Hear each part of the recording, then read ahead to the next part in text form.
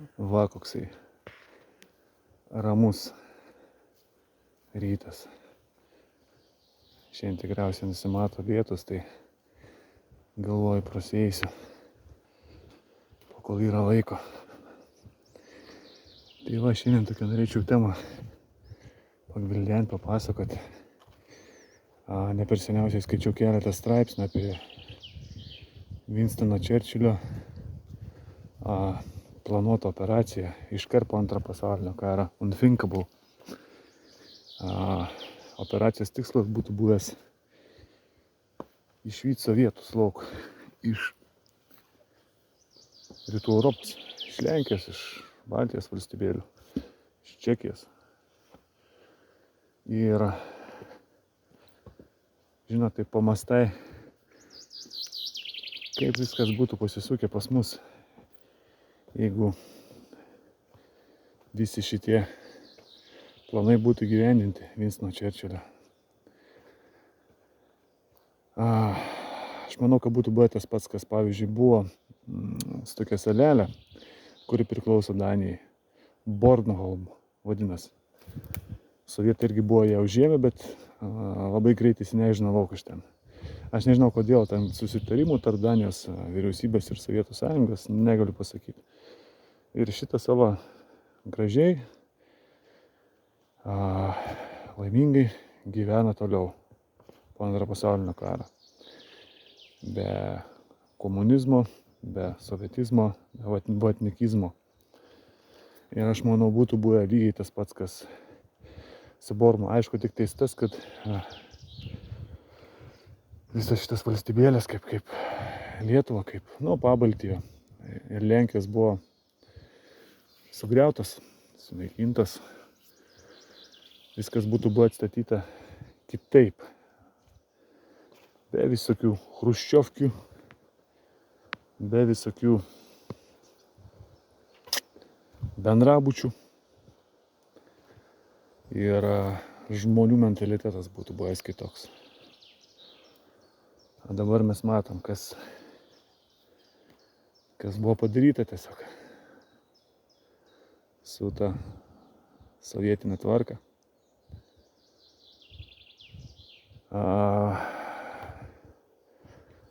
Manau, būtum gyvenę taip kaip Suomijai, kaip Švedijai gal.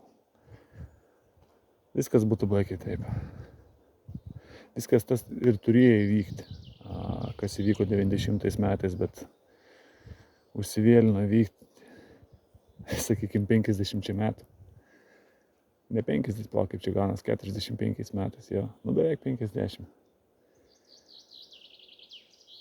Tai vat, yra. Gaila, kad ta operacija Unthinkable neįvyko. Šiandien būtume gyvenę kitaip. Galbūt nebūtų to tokio susiskaldimo tarp mūsų šiandienos Lietuvos visuomenės. Nors realiai žinau, kaip čia būtų buvę, bet būtų buvę geriau. Ir iš praeito video, pamenu, buvau minėjęs čečėnus, kad turim iš tikrųjų būti dėkingi, kad ir kvailai skambėtų čečėnam, kad prisijungiam prie NATO, prie Europos Sąjungos, kad galim gyventi taip, kaip gyvenam, kad galim su lietuvišku pasu važiuoti dirbti į Skandinaviją, į Kanadą, į visas kitas valstybės vakaruose. Tai jeigu ne jie, manau, kad rusai būtų savo visus išteklius panaudoję, kad tas neįvyktų, kas įvyko 2004 metais. Ir savotiškai būtumėm gyvenę taip, kaip gyvena Moldavija. Ar Armėnija, nežinau. Žodžiu, nieko nebūtų gero įvykę. Būtų buvusi pelkė. Šitokia. Ir būtumėm tai pelkiai lėtai murkdėsi ir galų gale tame liūne sukritę ir nuskendė. Tai va, ta operacija Unthinkable. Ir šiai dienai aš matau, kad Britai įmas lyderystės, nors jų karinis potencialas buvo labai sumažinęs po 90 metų. Visi gyveno euforijoje, kai Sovietų sąjunga sugriuvo. Nebebuvo tų tokių stiprių priešų vakarams. Nereikėjo dėl ko mobilizuotis. Visas tas finansinį visą tą kranelį visi nukreipė į gerovę, į pašalpas, į socialinę gerovę. Tas aišku nėra blogai. Žmonėms vis tiek reikia ir gyventi. Bet yra labai daug tokių pavyzdžių, kai žmonės tiesiog piktnaudžiauja. Taip pačiai Anglijai, socialiniam išmokam.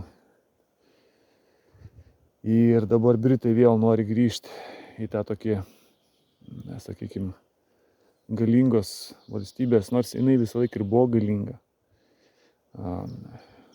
Lygį, sakykime taip.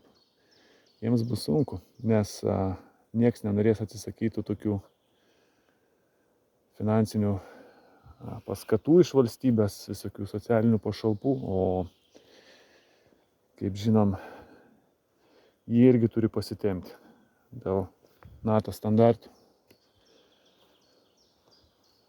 Taip kad gaila, kad Winstonas Churchillis neįvykdė savo planų iki galo dėl operacijos Unthinkable. O kažkas akmenų papylė. Vis lengviau pereiti čia. Pastoja toksai griovys, šlapia čia. Ir tiesiog būtumėm gyvenę kitaip. Būtų viskas buvę geriau. Na, yra kaip yra, tai tiek šiai dienai. Tokias mano mintelės, o toks trumpas video. Ačiū uždėmesį.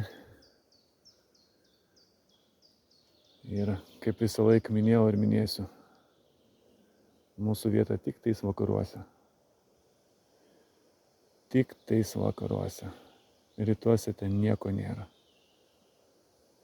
Apart korupcijos, nepotizmo, despotizmo ir kalėjimo kultūros.